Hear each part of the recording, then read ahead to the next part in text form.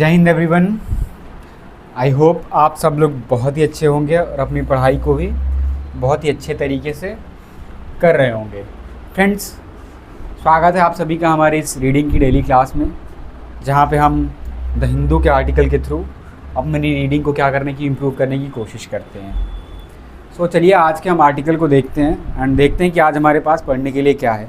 But before that I would like to share a few things regarding this class, that how can you get the maximum benefit of this class। तो friends, इस article को, इस video को publish करने से पहले, जिसको हम यूट्यूब पे, इस वीडियो को आप यूट्यूब पे देख रहे होंगे, तो इसको यूट्यूब पे पब्लिश करने से पहले इसका जो PDF है, आर्टिकल का जो PDF है, उसको हम अपनी Telegram channel that is Edify English hub उस पर शेयर कर देते हैं। वहाँ पे जा कर के आप इसका एक एडवांस रीडिंग दे सकते हैं, ठीक है। एंड जब आप शाम को ये क्लास देख रहे होगे, उस टाइम पे आप अपनी रीडिंग को, अपनी अंडरस्टैंडिंग को जब हम क्लास में जिस तरीके से कर रहे होंगे उसके साथ मैच कर सकते हैं। इससे क्या होगा, इससे आप धीरे धीरे सीखना शुरू करेंगे, ठीक है। क्योंकि अल्टीमेटली इस क्लास का पर्पस ये है कि आप अपनी रीडिंग क्या कर सकें, इम्प्रूव कर सकें। और रीडिंग इम्प्रूव करके आप अलग अलग एग्ज़ाम में जो फेस करते हो, है ना, इंग्लिश के जो क्वेश्चंस होते हैं, वोकैबुलरी से रिलेटेड हो गया, RC के क्वेश्चंस हो गए, पैराजम्बल हो गया, क्लोज टेस्ट हो गया, और भी बहुत सारे टॉपिक्स हो गए। तो वहाँ से इसको करने के बाद यहाँ से आप जब रीडिंग सीख लोगे एक बार, तो उन क्वेश्चंस को करना थोड़ा सा आसान हो जाएगा। तो हमारा पर्पस क्या रहता है कि वर्ड बाय वर्ड हम उस जो भी लिखा हो उसकी मीनिंग समझने की कोशिश करते हैं, ठीक है। और साथ ही साथ अगर आप एक कॉमन मैन है, कॉमन सिटीजन है, तो इस क्लास का बहुत ही ज़्यादा बेनिफिट आप ले सकते हैं। वो कैसे? तो आप एक तरीके से रीडिंग तो अपना इंग्लिश रीडिंग तो इम्प्रूव कर ही सकते हैं। साथ ही साथ हम कुछ चीज़ें इसमें डिस्कस करते हैं। जैसे आज के आर्टिकल में इन्फ्लेशन की बात करी गई थी, तो इन्फ्लेशन क्या है, और भी कुछ चीज़ें हैं जिनको हम अभी देखेंगे। बट उस पर्पज़ से भी, ताकि आप अपने आप को अवेयर रख सको, है ना, तो उस पर्पज़ से भी ये क्लास बहुत ज़्यादा इंपॉर्टेंट हो जाती है। तो चलिए आज की क्लास को हम शुरू करते हैं और देखते हैं आज हमारे पास सबसे पहले क्या टॉपिक है। तो टॉपिक में दो टर्म्स आज हम जानेंगे, that is one is inflation. Inflation क्या होती है? महंगाई, ठीक है। जब प्राइसेस किसी भी प्रोडक्ट का, है ना, सर्विस का जब प्राइस थोड़ा सा बढ़ जाता है, ठीक है। मान लीजिए पहले, है ना, फूड के मामले में अगर हम देखें, है ना, तो पहले कोई चीज़ 50 रुपीज़ की मिलती थी, अब जा करके वो 70 रुपये की हो गई, तो दैट मीन्स कि हाँ, इन्फ्लेशन है, वो महंगाई है, यानी उसके प्राइस में इंक्रीमेंट आ गया, that is called inflation. Retail inflation क्या होता है, अभी इसको भी हम जानेंगे, ठीक है। हमारा आप जो रिटेल में चीज़ें खरीदते हैं उसको रिटेल इन्फ्लेशन कहा जाता है, उसमें जो इन्फ्लेशन देखने को मिलता है that is called retail inflation. और इन्हीं दोनों चीज़ों के बारे में हम आर्टिकल में देखेंगे। सबसे पहले जानते हैं इन्फ्लेशन। इन्फ्लेशन क्या होता है? इन्फ्लेशन का मतलब होता है अ जनरल राइज, एक आम तौर पे बढ़त। राइज का मतलब बढ़त, कहाँ पे? प्राइजेस के अंदर, जो कि है गुड्स एंड सर्विसेज का ओवर टाइम। यानी टाइम के अकॉर्डिंग अगर किसी भी गुड या सर्विस के प्राइस में इंक्रीमेंट आ रहा है, राइज आ रहा है, जनरल राइज, इसका मतलब क्या होता है कि ये इन्फ्लेशन का इंडिकेशन है, महंगाई हो रही है। और जैसे ही जो प्राइस बढ़ता है ना, तो जो पैसा है वो अपनी वैल्यू को खो देता है। यानी पहले जब आप 10 रुपये का कोई चीज़ परचेज़ कर पाते हैं, तो अब आपको 15 रुपये खर्च करने पड़ेंगे। तो इससे क्या हो गया, मनी की जो वैल्यू है वो भी कम हो जाती है। और साथ ही साथ जो लोग हैं, है ना, वो उसी पैसे में कम अमाउंट को खरीद सकते हैं। आप मान लीजिए पहले 1 kg एप्पल अगर आप 100 रुपये में ख़रीद पाते थे, अगर इन्फ्लेशन हो गया तो हो सकता है आपको 150 रुपये देने पड़ेंगे। 100 रुपये में आपको कम अमाउंट, है ना, कम चीज़, जो भी आप प्रोडक्ट परचेज़ करोगे वो काफ़ी कम मिलेगा, ठीक है। तो यही होता है इन्फ्लेशन। एग्जाम्पल के तौर पे अगर हम देखें, तो अगर जो मिल्क होता है वो 50 रुपीज़ आज के टाइम पे है एंड 55 रुपीज़ हो जाता है 6 महीने के बाद, तो इन्फ्लेशन कितने से बढ़ गया है? 10% से बढ़ गया है, ठीक है। कि जो 50 का 10% कितना होता है? 5, तो ये 55 रुपीज़ का हो, यानी इन्फ्लेशन 10% से बढ़ गया, ऐसा हम कह सकते हैं। एक जो मॉडरेट लेवल की इन्फ्लेशन होती है ना, मतलब एक कॉमन, यानी जो काफ़ी आम जो लेवल की इन्फ्लेशन होती है वो काफ़ी अच्छी होती है, नॉर्मल होती है। लेकिन अगर ज़्यादा हो जाए इन्फ्लेशन, तो ये कंज्यूमर और को तो हर्ट करती ही करती है। इससे कंज्यूमर का मतलब हम और आप जैसे लोग जो परचेज़ करते हैं उनको तो हर्ट करती है, नुकसान पहुंचाती है। साथ ही साथ ग्रोथ के भी क्या कर देती है, स्लो कर देती है। कि अगर चीज़ों के दाम बढ़ जाएंगे तो लोग परचेज़ नहीं करेंगे, फिर लोग सेविंग करना शुरू कर देंगे, ठीक है। कहीं कि क्या पता आगे चल करके और भी सस्ता हो जाए। तो इससे क्या होता है, इससे फिर ग्रोथ भी काफ़ी ज़्यादा स्लो हो जाती है। फिर पैसा लोग खर्च नहीं करते हैं, इससे पैसा खर्च नहीं करेंगे तो चीज़ों की डिमांड कम हो जाती है। जैसे डिमांड कम हुआ तो क्या हो जाता है, फिर अपने आप ग्रोथ भी रुक जाती है, ठीक है। तो ये है इन्फ्लेशन के बारे में। अब थोड़ा सा रिटेल इन्फ्लेशन के बारे में भी जान लेते हैं। तो रिटेल इन्फ्लेशन शो दिखाता है कि किस तरीके से जो प्राइसेस हैं इनको फेस किया जाता है कंज्यूमर के द्वारा, हम और आप जैसे लोगों के द्वारा, वो बढ़ रहे हैं। इट रिफ्लेक्ट्स, ये दिखाता है कॉस्ट ऑफ लिविंग को। कॉस्ट ऑफ लिविंग का मतलब क्या होता है कि हम किस तरीके से रह रहे हैं, हमें रहने जिंदा रहने के लिए खाने पीने, है ना, घूमने खेलने, एंटरटेनमेंट, पहनने, बहुत सारी चीज़ों की आवश्यकता पड़ती है। तो ठीक है, तो ये इस चीज़ को दिखाता है रिटेल इन्फ्लेशन जो होता है। It is measured in India, इसको इंडिया के अंदर मेजर किया जाता है बाई कंज्यूमर प्राइस इंडेक्स। एक तरीके का इंडेक्स होता है ना, जैसे कि किसी भी लेंथ को मेज़र करने के लिए मीटर, किलोमीटर, माइल, इन सब का यूज़ करते हैं, वैसे इन्फ्लेशन को मेज़र करने के लिए एक इंडेक्स का यूज़ करते हैं, that is called consumer price index. Example के तौर पे अगर जो प्राइसेस हैं वेजिटेबल्स, क्लोथ्स या फिर रेंट, है ना, रेंट जो हम किसी घर में रह रहे हैं तो वहाँ पर रेंट देते हैं, अगर ये बढ़ जाए 4% से एक साल के अंदर, तो रिटेल इन्फ्लेशन कितना हो गया, फिर 4% हो गया, ऐसा हम कह सकते हैं। आरबीआई का जो कंफर्ट बैंड है, कंफर्ट बैंड का मतलब कि एक बैंड होता है, एक रेंज होती है जहाँ पे जो इन्फ्लेशन अगर बढ़ता घटता है तो ज़्यादा चिंता की बात नहीं होती आरबीआई के लिए, है ना। आरबीआई क्या है, तो रिजर्व बैंक ऑफ इंडिया, आपको पता होगा कि हमारे यहाँ जितनी भी मॉनेटरी पॉलिसी को रेगुलेट करने का जो काम है, बैंकिंग सेक्टर को जो रेगुलेट करने का काम है, इन्फ्लेशन को रेगुलेट करने का जो काम है, वो आरबीआई के पास ही है। तो आरबीआई का जो कंफर्ट बैंड है इन्फ्लेशन के लिए वो कितना है, 2 से 6% का है, यानी मिनिमम 2% अगर इन्फ्लेशन है तो अच्छा माना जाता है, और 6% मैक्सिमम है तो भी सही है, ठीक है। तो इसके बीच में ये रोटेट करते रहना चाहिए, इससे ना कम होना चाहिए ना ज़्यादा होना चाहिए। अगर ऐसा हो रहा है तो दैट मीन्स कि आरबीआई के कान खड़े हो जाने चाहिए, आरबीआई को एक्टिव हो जाना चाहिए और एक्शंस लेने चाहिए, ताकि फिर से इस बैंड के अंदर इन्फ्लेशन को लाया जा सके। Meaning it tries to keep price rise within the same range, यानी इसका क्या मतलब हुआ कि इस रेंज के अंदर इनको मेंटेन करने की कोशिश करनी पड़ती है। तो ये है आज के टाइम पे इन्फ्लेशन, रिटेल इन्फ्लेशन का मतलब, ठीक है। तो आई होप आपको ये कॉन्सेप्ट समझ में आ गया होगा, ठीक है। और भी बहुत सारी चीज़ें हम जानेंगे, आर्टिकल जब हम करेंगे तो वहाँ पर हम आपको अच्छे से और भी समझाएंगे कि अलग अलग चीज़ें क्या होती हैं। तो अभी के लिए इतना ही जान लीजिए। प्रेडिक्शन, पहला आज के वोकैबुलरी को देखते हैं तो पहला वर्ड क्या है, प्रेडिक्शन। प्रेडिक्शन का मतलब क्या था, भविष्यवाणी, ठीक है। भविष्यवाणी, a statement about what will happen in future, future के अंदर क्या होगा। अगर आप पहले से ही एक एस्टिमेट लगा रहे हो, दैट इज़ कॉल्ड आपने बोला कि हाँ ऐसा हो सकता है फ्यूचर के अंदर, that is a kind of prediction. Projection भी आप इसको, एंटिसिपेशन, या फिर आप इसको एस्टिमेट भी आप इसको कह सकते हैं, ठीक है। ये अलग अलग वर्ड है ना, ठीक है।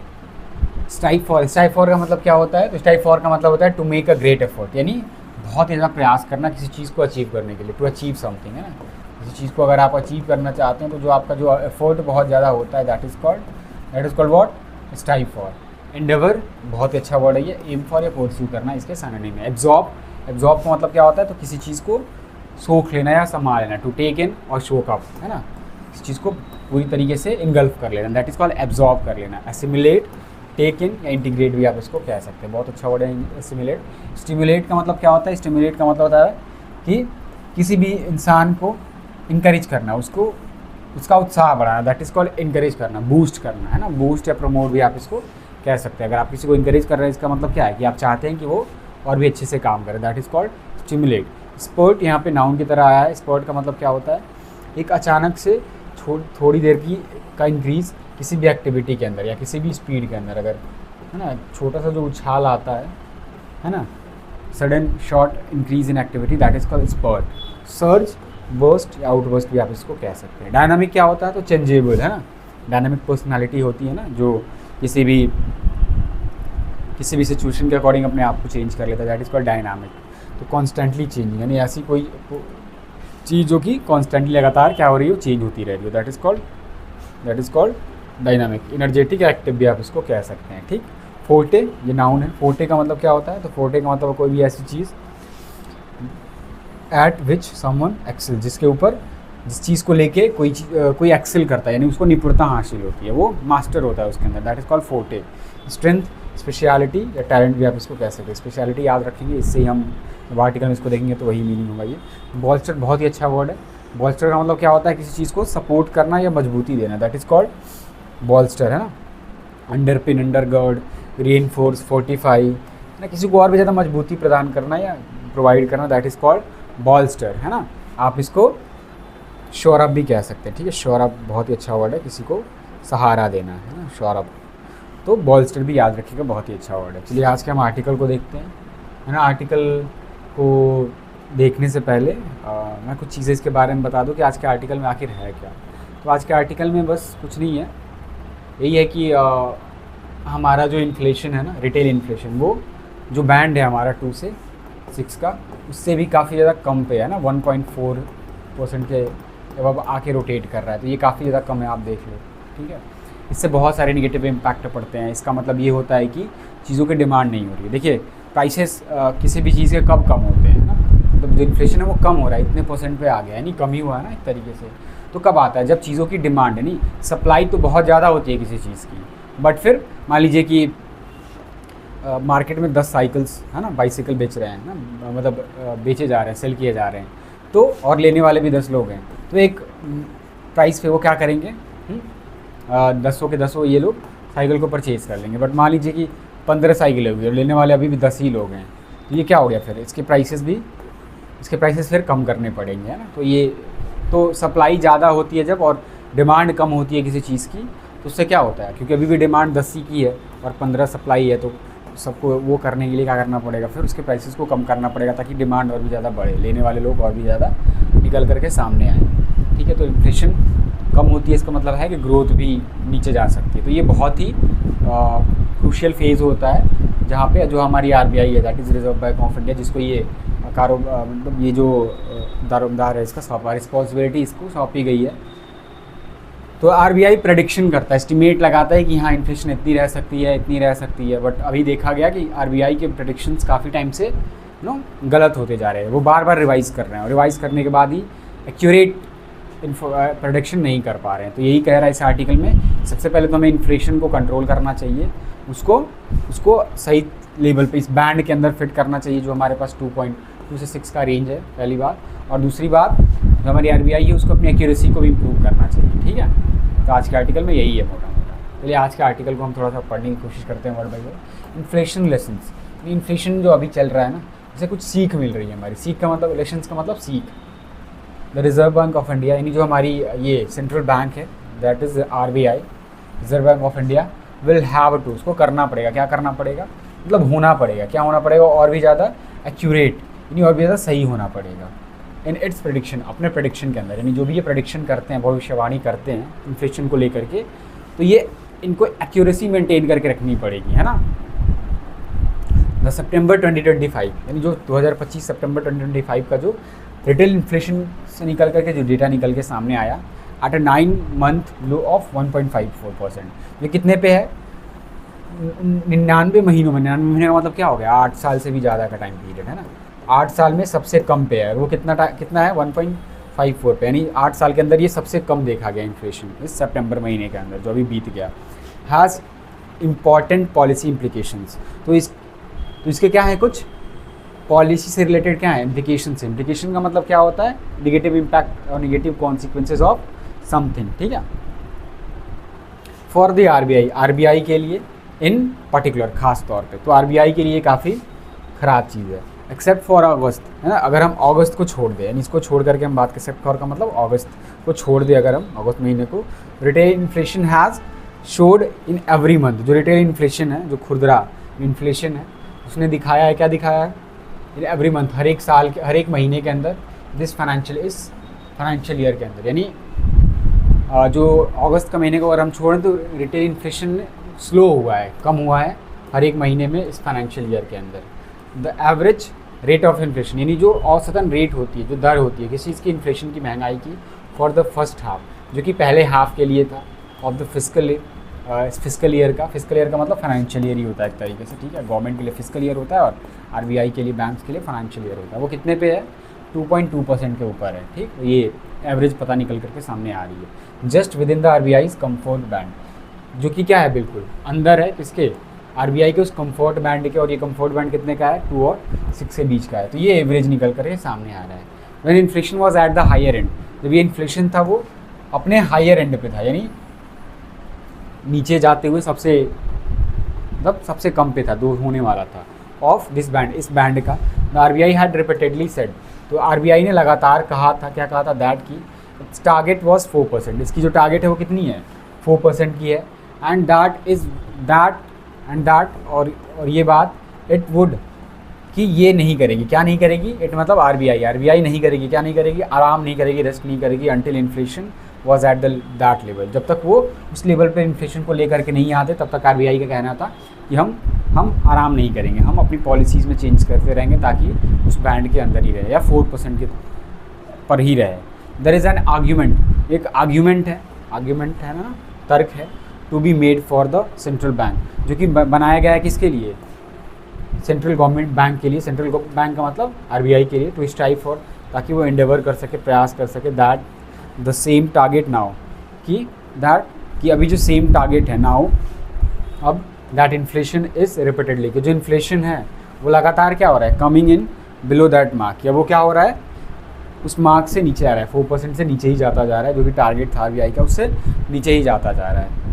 कंसिस्टेंटली लो इन्फ्लेशन, अगर लगातार तरीके से जो लो इन्फ्लेशन है, इन्फ्लेशन में जो कमी है, मीन्स इसका क्या मतलब होता है, इसका मतलब होता है दैट कि सप्लाई इज़ कंफर्टेबली, जो सप्लाई है वो आरामदायक तरीके से आउटस्ट्रिप कर रहा है। आउटस्ट्रिप का मतलब क्या होता है, आउटस्ट्रिप का मतलब होता है किसी भी अमाउंट से आगे बढ़ जाना, उसके पे पार निकल जाना, दैट इज़ कॉल्ड आउटस्ट्रिप करना, है ना। आउटस्ट्रिप कर गया बहुत आराम से डिमांड से, जितनी डिमांड है उससे सप्लाई बहुत ज़्यादा है। इन्फ्लेशन इन द क्लोथिंग, यानी जो महंगाई है कहाँ पे, क्लोथिंग के अंदर और फुटवेयर के अंदर, यानी कपड़ों के अंदर और फुटवेयर, जो हम चप्पल या शूज़ जो पहनते हैं उसके अंदर, सैंडल्स जब पहनते हैं कैटेगरी के अंदर। फॉर एग्जाम्पल के तौर पे वो कितना था, वॉज एट 2.3%, वो 2.3% पे था सितंबर 2025 के अंदर, यानी इस महीने में ये यहाँ पे था इन्फ्लेशन इस कैटेगरी में, फुटवेयर एंड क्लोथिंग की कैटेगरी में, एंड हैज़ बिन फॉलिंग, और ये गिर रहा है प्रिटी कंसिस्टेंटली, काफ़ी कंसिस्टेंट तरीके से, लगातार तरीके से फॉर द लास्ट 2 ईयर, यानी पिछले 2 साल से हम देख रहे हैं कि इनमें स्लो डाउन ही आता जा रहा है, इन्फ्लेशन इनमें कमी होता जा रहा है। This is not a good place to be in, यानी यहाँ पे होना कोई अच्छी बात नहीं है, इस जगह पे होना कोई अच्छी बात नहीं है, स्पेशली नाउ, मुख्य रूप से अभी के लिए। कैसे, faced with the same over supply problem, face करने के बाद, है ना, करते हुए सेम प्रॉब्लम को, और जो कि था ओवर सप्लाई के प्रॉब्लम का, है ना, द सेम ओवर सप्लाई के प्रॉब्लम को, albeit at a much larger scale, हालांकि एक बहुत ही और भी बड़े लेवल पर। चाइना इज़ इंक्रीजिंगली, जो चाइना है वो बढ़ने वाले तरीके से डिपेंड कर रहा है, यानी निर्भर कर रहा है किस चीज़ के ऊपर, ऑन डिमांड, उन डिमांड के ऊपर, फ्रॉम अब्रॉड, जो विदेशों से आते हैं, ताकि वो एब्जॉर्ब कर सके, असिमुलेट कर सके इसमें सप्लाई को। यानी सेम कंडीशन चाइना के अंदर भी थी, लेकिन बजाय कि वो अपनी कंट्री में डोमेस्टिक कंजम्पशन के तौर पे उसको सामान को यूज़ करें, उन्होंने उस चीज़ को सप्लाई किया, यानी बाहर के देश में भेजना शुरू किया, जिससे कि सप्लाई ओवर सप्लाई ना कन्वर्ट हो सके। This has not exactly been India's forte historically, ये जो चीज़ है वो ठीक तरीके से इंडिया की स्ट्रेंथ, स्पेशलिटी नहीं रही है हिस्ट्री में। अगर हम देखें तो ऐतिहासिक रूप से अगर हम देखें तो ये इंडिया के मामले में नहीं रहा है। And the current target and जो करंट टैरिफ की टेंशन है, टैरिफ की वजह से जो टेंशन आई है, अफेक्ट एक्सपोर्ट, वो भी क्या कर रहा है, प्रभाव डाल रहा है किसके ऊपर, एक्सपोर्ट के ऊपर। ट्रम्प का जो टैरिफ लगा है ना, अभी पता होगा आपको। The government has try to stimulate, जो हमारी सरकार है उसने स्टिमुलेट करने की कोशिश करी है, यानी इनकरेज करने की कोशिश करी है किस चीज़ को, डोमेस्टिक डिमांड को, यानी हमारी कंट्री के अंदर जो डिमांड है उसको स्टिमुलेट यानी इनकरेज करने की कोशिश करी है। किस तरीके से, तो through income tax and GST rate reduction, यानी सबसे पहले तो इनकम टैक्स में रिडक्शन दिया और साथ ही साथ GST के रेट में रिडक्शन दिया।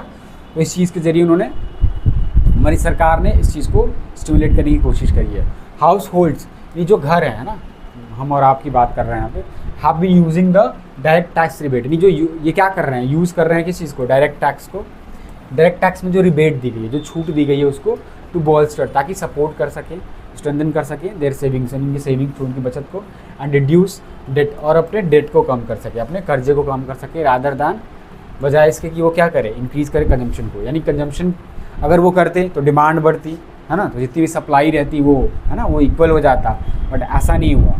जब सरकार ने रेट में कट्स करे, डायरेक्ट टैक्स में रिबेट दिया, GST के रेट्स कट किया, तो लोगों ने सेविंग करना शुरू कर दी बजाय कि कंजम्पशन के, है ना, तो कंजम्पशन बढ़ाए। GST रेट कट्स, GST के रेट्स में जो कट करी गई हैं, also led to only a temporary spurt, ये भी एक छोटे तौर पे होने वाला स्पर्ट है, उछाल है इन परचेजेज, यानी परचेजेज के अंदर, ये भी लॉन्ग टर्म में नहीं जा सकता। आगे देखें, what is needed is a sustained increase in real wages, क्या चीज़ की सबसे ज़्यादा, व्हाट इज़ नीडेड का मतलब क्या चीज़ की सबसे ज़्यादा ज़रूरत है, वो ये है, वो क्या है, एक सस्टेन्ड इंक्रीज़ आए, यानी एक लगातार मौजूद रहने वाला परमानेंट, सस्टेन का मतलब परमानेंट है ना, लंबे टाइम तक चलने वाला इंक्रीज़ आए कहाँ पे, रियल वेजेस के अंदर। इन लोगों को जो पैसे मिलते हैं ना तनख्वाह, उनमें सस्टेन यानी लगातार इंक्रीज़ आने की ज़रूरत है। एंड फॉर दैट, और इसके लिए द प्राइवेट सेक्टर यानी हमारे यहाँ जो कंपनीज़ हैं, प्राइवेट सेक्टर है, नीड्स, उसको ज़रूरत है टू स्टेप अप, कि वो अपने कदम आगे बढ़े, है ना, अपने आप को आगे लेकर के आए। इट इज़ गुड न्यूज़, ये बहुत ही अच्छी न्यूज़ है that private sector investment announcement, यानी प्राइवेट सेक्टर की तरफ से जो इन्वेस्टमेंट होने की जो अनाउंसमेंट्स है ना, कि अनाउंसमेंट किया है कि हाँ हम इतना खर्च करेंगे, यहाँ पे इतना खर्च करेंगे, जो प्राइवेट प्लेयर्स हैं, ग्रीव स्ट्रांगली, वो बढ़ी है बहुत ही ज़्यादा अच्छे तरीके से in the first half of this year, यानी इस साल के पहले हाफ में 6 मंथ्स के अंदर। But those need to translate into real projects, लेकिन ये जो अनाउंसमेंट किए जा रहे हैं ना, उनको ज़रूरत है कि वो ट्रांसलेट इनटू हों, यानी रिजल्ट आए इनका, ये रिजल्ट इनटू हों, यानी इनका परिणाम निकले रियल प्रोजेक्ट्स में, बातचीत ही सिर्फ ना रह जाए, ये रियली में ऑन द ग्राउंड सुन, यानी जल्दी ही ग्राउंड पर रियल प्रोजेक्ट के रूप में निकल करके सामने आए। वन वे, एक जो तरीका है that the RBI can help, जो कि RBI को हेल्प कर सकती है, is to cut interest rate. वो क्या कर दे, जो इंटरेस्ट रेट थे ना, जो भी लोन ये बैंक्स को प्रोवाइड करते हैं या बैंक से जो लोग लोन लेते हैं, तो जिस लोन पे उन लोगों को, जो भी लोन लेने वाला होता है उसको इंटरेस्ट रेट देना पड़ता है, तो उसको कट करे सिग्निफिकेंटली, बहुत ही अच्छे तरीके से, इंपॉर्टेंट तरीके से। In the next monetary policy committee, अपने नेक्स्ट मॉनेटरी पॉलिसी कमेटी की मीटिंग के अंदर, जो कि दिसंबर में होने वाला है। तो पहला तो ये रास्ता बता दिया कि RBI को ये करना पड़ेगा। इससे क्या होगा कि लोगों के हाथ में जो डिस्पोजेबल इनकम होगी ना, लाइक अगर आप, है ना, अगर आप बैंक्स को लोन कम इंटरेस्ट पे मिलेगा तो बैंक लोन ले पाएगी RBI से, ठीक है। और जब RBI से लोन ले पाएगी बैंक्स, तो लोग भी आके फिर वहाँ से लोन ले सकते हैं, जिससे क्या होगा, इन्वेस्टमेंट बढ़ेगी, है ना, साथ साथ लोग कंजम्पशन करेंगे, है ना, और कम इंटरेस्ट पे रहेगा तो ज़्यादा लोन लेंगे लोग। विथ इन्फ्लेशन सो लो, यानी इन्फ्लेशन के इतना कम होने के साथ, एंड प्राइवेट इन्वेस्टमेंट नीडिंग, और प्राइवेट जो इन्वेस्टमेंट है, प्राइवेट प्लेयर्स की तरफ से जो इन्वेस्टमेंट है, उसको एक बूस्ट की ज़रूरत होने के साथ में, इट इज़ बेटर, ये सही है, it is better to err on the side of accommodation, कि आप गलती करो किस साइड पे, उस साइड पे जो कि है अकोमोडेशन का, यानी सपोर्टिवनेस का, कि आप सपोर्ट करो, दैन कंजर्वेटिज्म, कि आप कंजर्वेटिज्म को फॉलो करो, यानी आप रिजिड बने रहो, बजाय आप थोड़ी सी लेनेंसी लेकर के आओ, रेट्स वगैरह को कट करो, ताकि लोगों के हाथ में पैसा है वो खर्च करें। The other policy issue the RBI needs to deal with, जो दूसरी पॉलिसी को लेकर के जो इशू है, मुद्दा है, जो कि RBI को ज़रूरत है कि वो डील विद करे, उस चीज़ का सामना करे, वो क्या है, इज़ द इनएक्यूरेसी, जो कि क्या है, इनएक्यूरेसी है, फॉल्सनेस है इसके फोरकास्ट के अंदर, यानी जो इनएक्यूरेसी है इनके फोरकास्ट को लेकर के, ये प्रेडिक्शन गलत करते हैं, तो उसको लेकर के एक सवाल खड़ा होता है। इन अप्रैल महीने में इट हैज़ प्रेडिक्टेड, RBI ने प्रेडिक्ट किया था, अनुमान लगाया था दैट की इन्फ्लेशन फॉर द ईयर, इस साल के लिए जो इन्फ्लेशन, महंगाई है, वुड बी 4%, वो कितने पे रहेगी, 4% पे रहेगी। बाद में लेटर इट कंसिस्टेंटली रिवाइज, इसने लगातार क्या किया, रिवाइज़ किया इस फोरकास्ट को, एस्टिमेशन को, अराइविंग एट 2.6%, और ये कहाँ पे लेकर के आ गए, 2.6% पे लेकर के आ गए एट द लेटेस्ट मीटिंग, जो भी हाल ही में मीटिंग हुई है वहाँ पे एट सितंबर, यानी सितंबर एंड में जो मीटिंग हुई है, वहाँ पे इन्होंने क्या एस्टिमेट दिया है कि ये इन्फ्लेशन इस साल की, अभी देखिए अभी पूरा का पूरा साल नहीं बीता है, ठीक है, जब अभी फाइनेंशियल ईयर शुरू होता है, किससे 1 अप्रैल से लेकर के 31 मार्च तक ये चलता है, ठीक है, ठीक, तो ये फाइनेंशियल ईयर होता है। तो अभी half of the year complete हो चुके हैं, अभी बाकी हैं, ठीक है, अभी और भी टाइम बाकी है ना। वाइल फैक्टर्स इन्फ्लुएंसिंग, जो कि फैक्टर्स हैं, जो रीजन्स हैं इन्फ्लुएंस करने वाले इन्फ्लेशन को, आर डायनामिक, वो काफ़ी चेंजेबल है ना, डायनामिक है, लगातार बदलते रहते हैं। सच अ ड्रास्टिक रिवीजन, इस तरीके का जो एक्सट्रीम रिवीजन है, यानी 4% से आप 2.6% पे आ गए हैं ऑफ द फोरकास्ट, एस्टिमेशन का, फोरकास्ट का, भविष्यवाणी का, इन जस्ट 6 मंथ्स, केवल 6 महीने के अंदर। तो ये क्या चीज़ ये दिखाता है, ये जो रिवीजन है इस तरीके का, वो दिखाता है दैट की समथिंग इज़ रॉन्ग, कि कुछ तो गड़बड़ है, कुछ तो गलत है with the RBI estimation process, जो RBI का जो एस्टिमेट करने का जो प्रोसेस है उसके साथ में कुछ तो गड़बड़ी है। सिंस चूँकि की आस्पेक्ट, एक सबसे जो अहम, की का मतलब अहम, इम्पॉर्टेंट जो आस्पेक्ट है, जो प्रोजेक्शन है ऑफ इट्स वर्क, इसके काम का पहलू है जो इसके काम का, इज़ विद इन्फ्लेशन प्रेडिक्शन। तो किस चीज़ के साथ में, इन्फ्लेशन के प्रेडिक्शन को लेकर के, कि आप सही से प्रेडिक्ट तो करो ताकि आप वैसी पॉलिसी क्रिएट कर सको, है ना। This is a deficiency that, यह एक कमी है कमी कहाँ पे है, दैट कि इट शुड एड्रेस क्विकली, जिस चीज़ को इसको बहुत ही तेज़ी के साथ में क्या करना चाहिए, एड्रेस करना चाहिए। तो देखा आप लोगों ने कि अभी के टाइम पे 2 प्रॉब्लम्स हैं। एक तो हमारा इन्फ्लेशन बहुत ही कम है क्योंकि डिमांड उतनी आ नहीं रही है जितनी की सप्लाई है, और दूसरी क्या है कि आरबीआई जो एस्टिमेशन करती है, जिस प्रोसेस का यूज़ करती है, वो भी काफ़ी ज़्यादा इनएक्यूरेट है। तो इन दोनों के ऊपर हमारी जो आरबीआई है उनको काम करना पड़ेगा। वो कैसे करना पड़ेगा, तो थोड़ा अपने प्रोसेस को थोड़ा और भी ज़्यादा एक्यूरेट बनाना पड़ेगा। वो टेक्निकल चीज़ है, वो आरबीआई अपना देखेगी। लेकिन साथ ही साथ जो ये रिटेल इन्फ्लेशन को अगर ठीक करना है ना, इन्फ्लेशन को और थोड़ा सा ऊपर उठाना है, तो आपको रेट में कट्स करनी पड़ेगी। सरकार भी काम कर ही रही है, बहुत सारे काम करने पड़ेंगे। तो यही आज के आर्टिकल का सार है। ठीक है, चलिए आज के क्वेश्चन को भी हम थोड़ा सा देख लेते हैं। Y does the article suggest, यानी जो आर्टिकल वो क्यों सजेस्ट करता है दैट कि जो कंसिस्टेंटली लो इन्फ्लेशन है वो अच्छी नहीं है, आइडल नहीं है, सही नहीं है। अगर कमी आ रही है सही नहीं है। ये कंफर्म कर देता है दैट कि कंज्यूमर कॉन्फिडेंस इज स्टेबल। बिल्कुल नहीं, इसकी नहीं बात करी थी। कंज्यूमर का कॉन्फिडेंस स्टेबल कैसे होगा, स्टेबल रहता तो वो खर्चा करता। Improves that economic growth is accelerating, growth तभी तो डाउन हो रही है ना। इट इंडिकेट से दिखाता है दैट की supply is exceeding the total demand. बिल्कुल यही हमारा आंसर हो जाएगा, सी ऑप्शन। ये दिखाता है, दर्शाता है जो सप्लाई है वो आगे बढ़ गई है टोटल डिमांड से। जितनी डिमांड नहीं हो रही उससे ज़्यादा सप्लाई हो जा रही है। इससे क्या हो रहा है, इससे क्या हो रहा है, इससे लो इन्फ्लेशन ना लगातार कम होता जा रहा है।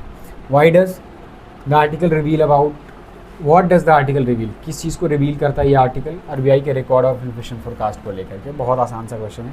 It has been mostly accurate over the past decade, ये तो गड़बड़ी है इसमें। It has improved steadily under the new framework, इसने इम्प्रूव किया है लगातार न्यू फ्रेमवर्क के अंदर। नए फ्रेमवर्क की बात नहीं करी थी। It has remained unchanged despite physical reforms, physical reforms के बावजूद भी ये अनचेंज रही है, फिजिकल रिफॉर्म्स की बात नहीं करी थी। इसने दिखाया है फ्रीक्वेंट एरर्स को, गलतियों को, एंड रिपीटेड रिवीजन्स को, यानी कई सारे रिवीजन किए हैं और काफ़ी एस्टिमेट्स में इनएक्यूरेसी भी हमें देखने को मिली। तो हमारा आंसर क्या हो जाएगा, आर्टिकल ने इसी चीज़ को रिवील किया है जो कि आरबीआई के रिकॉर्ड करने का काम है इन्फ्लेशन के फोरकास्ट को। Why was the main goal of, what was the main goal, कौन सा मेन गोल है गवर्नमेंट के टैक्स रिबेट और जीएसटी रिडक्शन के पीछे। इससे क्या होगा, क्यों सरकार ने ऐसा किया, ताकि इंकरेज किया जा सके डोमेस्टिक कंजम्पशन को और भी ज़्यादा, इंक्रीज़ किया जा सके एम्प्लॉयमेंट को रूरल इंडस्ट्री के अंदर, स्ट्रेंथन किया जा सके हाउस होल्ड फाइनेंशियल सेविंग्स को, प्रमोट किया जा सके राइज ऑफ इंडस्ट्रियल एक्सपोर्ट्स को। हमारा option A will be the correct answer है। वो सरकार चाहती है कि जो लोग हैं उनके हाथ में डिस्पोजेबल इनकम ज़्यादा हो। डिस्पोजेबल इनकम का मतलब क्या होता है कि आप जो भी इंटरेस्ट वगैरह या डायरेक्ट टैक्स देने के बाद, है ना, आपके हाथ में जो खर्च करने के लिए जो पैसा बचता है, तो अगर जितना ज़्यादा पैसा रहेगा उतना ज़्यादा आप खर्च करेंगे। तो इसको इनकरेज करने के लिए ही, डोमेस्टिक कंजम्पशन को इनकरेज करने के लिए ही ये सरकार ने टैक्स में रिबेट किया, कमी करी, जहाँ साथ ही साथ जीएसटी में के भी रेट को कट किया। ठीक है, अलग अलग आपको पता होगा कि शुरुआत में 5% है ना, 12%, 18%, 28% और 40% जैसे टैक्स स्लैब हुआ करते थे जीएसटी के रेट से। अब इनको 5%, 18% और 14% if I am not wrong, तो ये कर दिया गया है। ठीक है, ये अभी 3 ही में कर दिया गया है। ठीक है, अभी आप चेक कर सकते हैं इसको, एक बार पढ़ भी सकते हैं कि क्या रिडक्शंस हुए थे फॉर बेटर क्लैरिटी। तो आई होप आपको ये आर्टिकल समझ में आ गया होगा। हमने जो भी कंटेंट उसे डिस्कस किया, इन्फ्लेशन और रिटेल इन्फ्लेशन की बात कही, वो भी आपको अच्छे से समझ में आ गया होगा। और अगर आप इस आर्टिकल का PDF एक्सेस करना चाहते हैं तो this is our Telegram channel Edify English hub.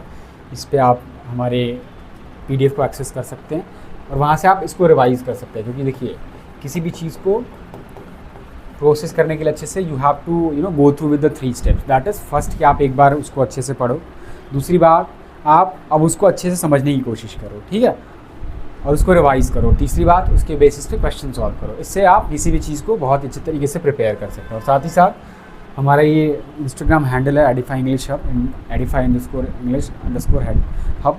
इस पर आप हमें ज्वाइन कर सकते हैं और हमारे जो भी क्लास के रिगार्डिंग, जो कि ऑफलाइन या ऑनलाइन क्लासेस हैं, उसके रिगार्डिंग हम अपडेट देते रहते हैं इसके ऊपर, तो आप इस पर जुड़ सकते हो। और साथ ही साथ काफ़ी सारे वोकैबलरी है ना, ईडियम्स, स्टोरीज़ के थ्रू हम डिस्कस करते रहते हैं ना, ईडियम्स, कुछ नए वर्ड्स, फॉरेन वर्ड्स, तो कि हमें कई सारे एग्जाम्स में फ्रिक्वेंटली पूछा जाता है।